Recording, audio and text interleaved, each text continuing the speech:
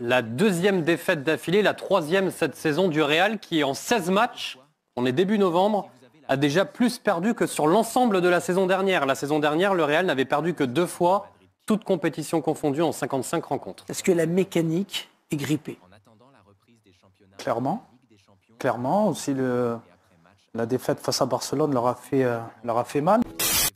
Pour une fois, le Real n'a pas renversé la vapeur. Ils étaient tout prêts avec le but de Rudiger et l'arrêt de Mike Maignan, mais ils doivent concéder cette défaite. Oui, c'est incroyable, mais bon, ça prouve qu'ils ne sont pas invincibles, que même quand ils sont menés au score d'entrée de match, ils sont aussi pas forcément capables de revenir dans le match. Et ils avaient en face d'eux ce soir une équipe du Milan AC qui était excellente et qui était surtout très réaliste. C'est la troisième défaite du Real?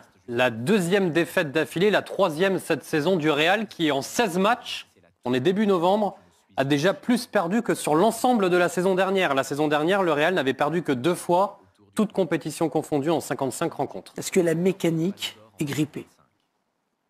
Clairement. Clairement, aussi la défaite face à Barcelone leur a fait mal, mais je trouve que depuis le début de saison, ils sont pas flamboyants en fait. Ils se reposent énormément sur leurs individualités pour faire la différence.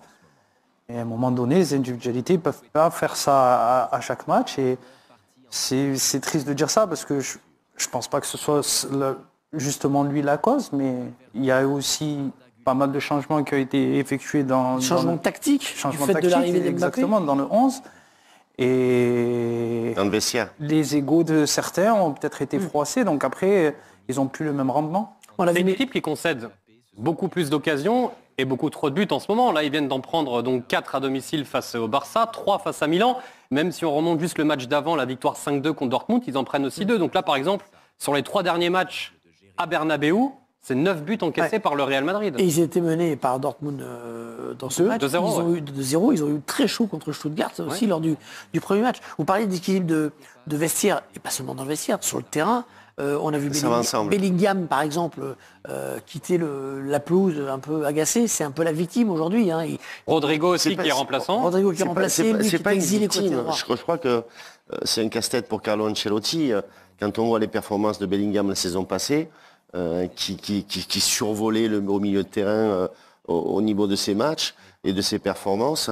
Je pense qu'il y a un déséquilibre au niveau là. Et pour Carlo Ancelotti, le fait de vouloir absolument faire jouer Kylian Mbappé dans cet effectif-là, je pense qu'il faudrait qu'il rentre dans le groupe d'une manière beaucoup plus naturelle. J'ai l'impression qu'on l'impose Mbappé, on l'impose dans une équipe qui a gagné la Ligue des Champions, qui se baladait. Et là, on a l'impression que ça fausse toutes les cartes. Il ne faut pas oublier une chose, quand je dis le vestiaire, c'est le vestiaire dans le sens où on a un joueur qui vient pour apporter un plus, et le plus, il n'est pas apporté. Donc il y a le doute qui s'installe. On a un doute. Je la comprends, la frustration de Bellingham. L'année dernière, il était dans un poste de numéro 10 où il avait énormément de liberté. Sur certains matchs, il se retrouve milieu droit, Bellingham, justement pour avoir un certain équilibre et pour avoir une ligne de 4 au milieu de terrain. Donc l'arrivée de Kylian a fait que pas mal de choses ont changé et des choses qui marchaient très bien la saison dernière. Il y a Bellingham qui est utilisé à contre-courant. Il y a Rodrigo qui était sans doute la saison dernière le joueur offensif qui travaillait le plus, en tout cas qui travaillait énormément. Maintenant, il est sur le banc dans les matchs importants. Et c'est Mbappé qui n'est pas connu pour travailler énormément sans ballon qui est titulaire. Voilà, il y a beaucoup de changements qui expliquent aussi ces mauvaises performances. Il y a aussi le départ à la retraite de Kroos. Oui, qui était aussi le joueur au milieu, métronome, qui régulait aussi le jeu de cette équipe. Donc ça fait quand même pas mal de changements pour cette équipe du Real Madrid. On voit qu'Mbappé dézone beaucoup, fait beaucoup.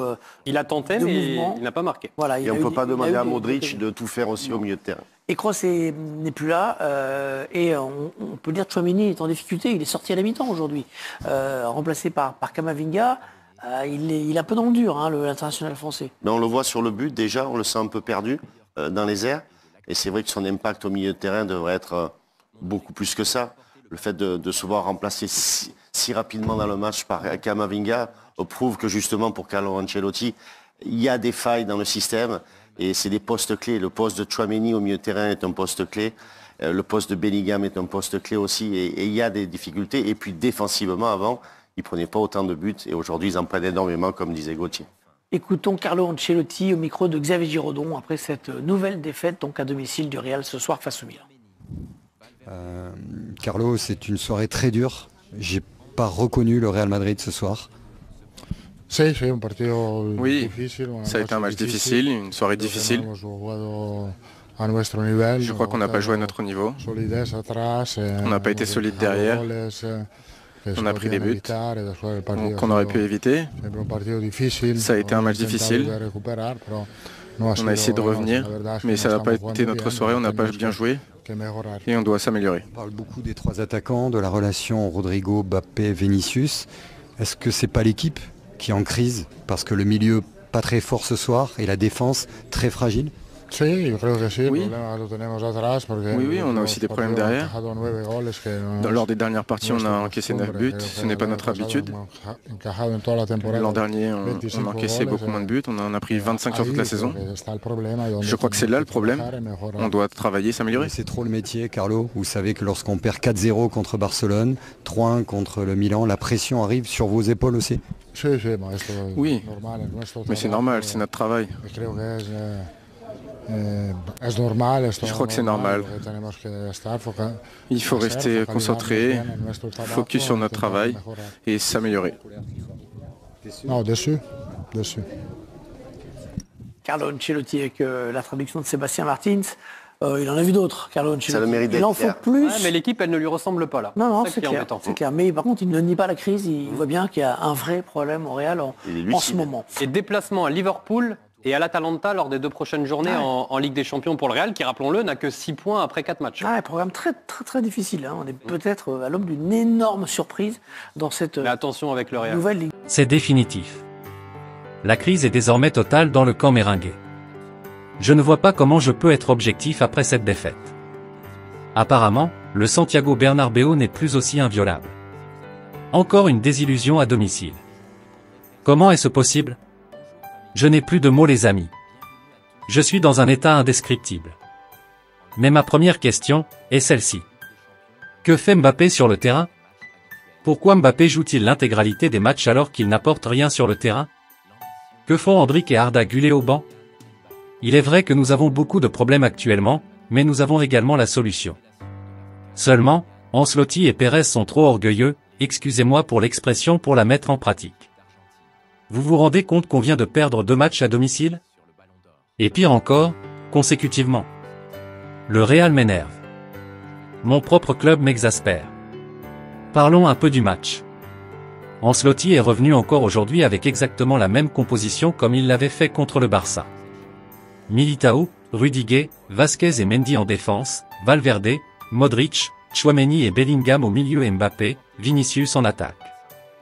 Le coach a préféré laisser Rodrigo au banc comme à son habitude malgré le fait qu'il était apte pour jouer aujourd'hui. Comme toujours, cette défaite n'a qu'une signature, Ancelotti. Mais les réels problèmes sont Mbappé et la défense. Mis à part Vinicius, toute l'équipe aujourd'hui était une flop totale. Avec un coaching absolument absurde et sans fondement, Carlo ne fout rien, mais rien de rien sur ce banc du Real Madrid. À la mi-temps, il sort Valverde, il laisse Mbappé sur le terrain tout le match sans changement malgré sa prestation médiocre, il sort Mendy, mais laisse Vasquez qui est totalement fatigué sur le terrain. Et cerise sur le gâteau, Endrick et Güler. Des jeunes pépites qui ont besoin du temps de jeu pour s'exprimer et faire valoir leur talent au monde entier, mais non. Ancelotti en a décidé autrement sans même jamais leur accorder la moindre minute de temps de jeu. C'est dommage et je pense que si les joueurs manifestaient le désir de quitter, je ne les en voudrais pas. Soyons sérieux et sincères les amis, je n'ai rien contre Kylian Mbappé, au contraire, je l'adore mais Mbappé doit cirer le banc pour mieux s'imprégner le jeu du Real Madrid. Il est très bon pour marquer à l'entraînement mais quand il s'agit du terrain, il reste toujours bouche bée. Les amis, j'en ai marre de toujours me répéter. Je ne sais plus quoi dire. Le championnat est déjà plié à mon avis et voilà maintenant que la Ligue des Champions a l'air également de nous faire des yeux doux. Pensez-vous qu'on a encore une chance dans au moins l'une de ces compétitions ? N'hésitez pas à me mettre votre avis en commentaire les amis.